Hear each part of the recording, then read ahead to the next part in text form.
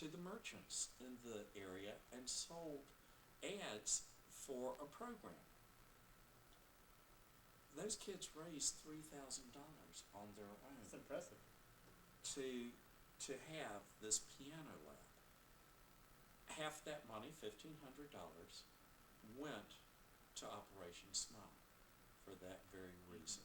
And this is where the kids are now learning that giving is as important as getting what they want. Now they're also seeing their piano lab beginning to be available for other kids in the neighborhood who are not a part of the church.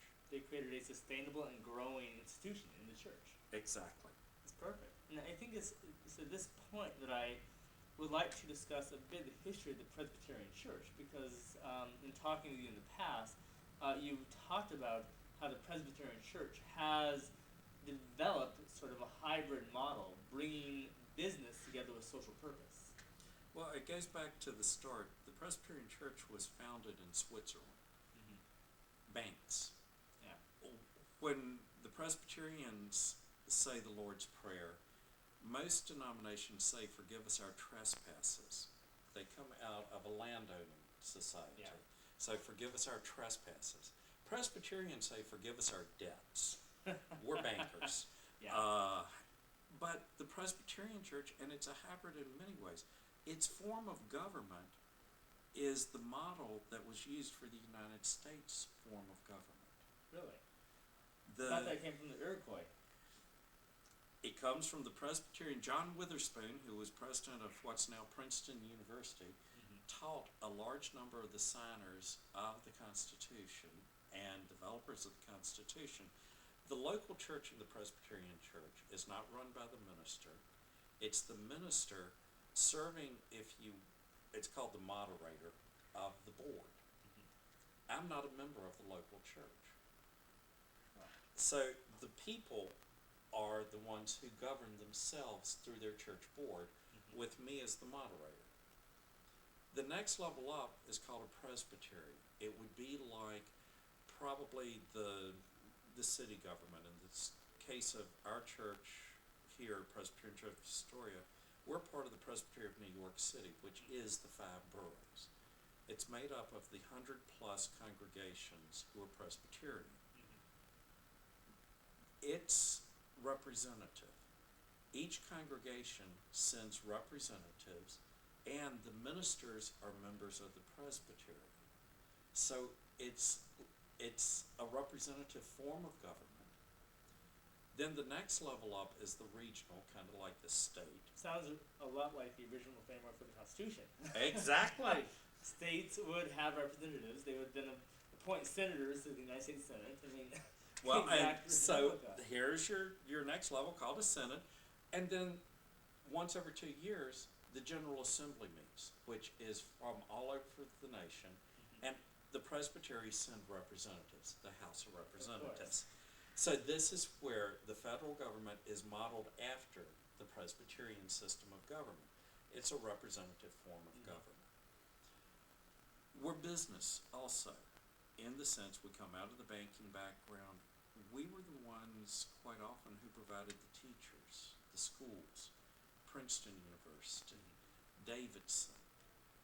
These are some of the Presbyterian institutions that are top-notch educational institutions, because we've always placed that value there. And we've tried to have the people who are in business then be able to help run the church. They're the ones who have the expertise. Yes. So, in fact, there is, I believe, a Presbyterian church right down the street at Jerome Avenue and Fordham Road. The minister, I spoke to him about a year ago, and he talked about that exact point. You know, they're business leaders who are part of the church, but they have a social conscience. exactly. And they use the church as a way to help others who are less fortunate, and also to give sort of a social mission to government. Woodrow Wilson was the son of a Presbyterian minister, was Presbyterian. The League of Nations. Yeah. He looked at it and said, here's what we need. So that's a part of our heritage. Yeah. that we have provided these folks, and we're very much involved in the social needs of the community and higher levels as well. The problem's been, as a minister, I was not trained in new management. I learned it by the seat of my pants and then went back to school because I needed to know it. In today's world, churches really are businesses. And they have to run efficiently. That's what the church can take from business. On the other side, business needs to learn from the church the social responsibility and the balance of life. Well, I think it's at this point then that, I mean, we've covered a bit history of the Presbyterian Church. The history of, churches in general is about erasing the social and economic divisions that, have long put people against each other. You have people from different geographical locations, or people with different levels of income, or people with different levels of education. Churches are supposed to combine these people, give them a creed, have them believe the same exact material, Right. and that provides a foundation then for improved relationships overall. Businesses do a very similar thing, but they say we're going to give you a profit motive instead of the creed. And so what you have in the Presbyterian Church is, in a sense, the profit motive and the creed combined. Right. And you also need to be aware, denominations tend to reflect socioeconomic levels. Yeah. There are certain denominations that seem to fit better to certain socioeconomic levels.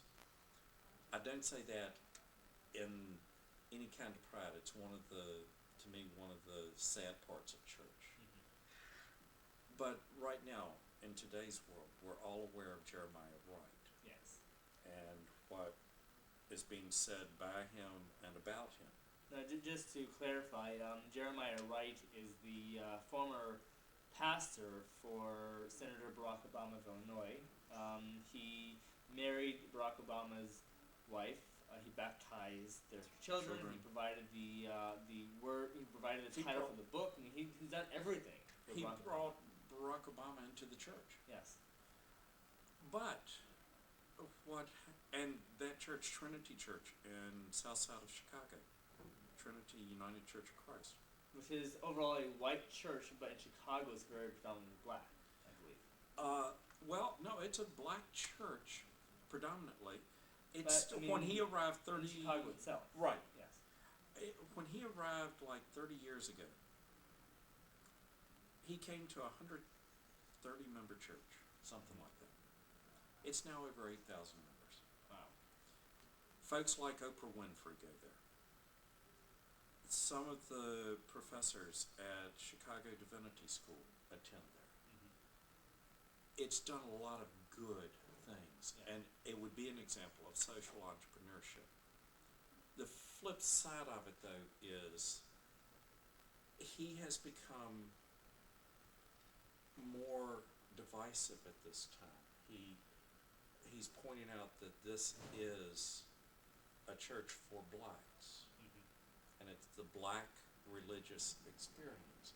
Now, that is different from, he makes a lot of good points, but he's becoming more divisive, and that's the sad part. He's tearing apart the fabric that is church and community. And I think it is sad. Well, I think it's important here to distinguish the kinds of racial terms he's using. In fact, I believe Shelby Steele has distinction between racism and racialism. Okay. Racialism being the need to identify with your particular community, whether it's Hispanic or black or German, whatever it is. You need to have a way to bond between yourself, and a church serves that function, helping people to bond when they otherwise would not. But then once you bond, it's very easy to go from bonding to racism, where you say my group is better than your group, or your group needs to be destroyed because you're hurting my group. And so that's where we get to the sort of inflammatory rhetoric he's been talking about, and saying we should have the black church be only for black people. he is failing to distinguish between the services that the church offers and the general needs of the community. And that's where, he's a contradiction right now. Yeah. He talks about liberation theology and the prophetic theologies of the Bible coming from the underside. It's understanding God from the view of the oppressed. Yeah. And going back to my blindness, I now understand that a little better, Yeah. because there's a lot of discrimination towards people with disabilities. And it's a perfectly reasonable assumption. As Atticus Finch would say in To Kill a Mockingbird, once you've walked in the shoes of a black person, once you've experienced racism and segregation, then that theology is very appealing. It really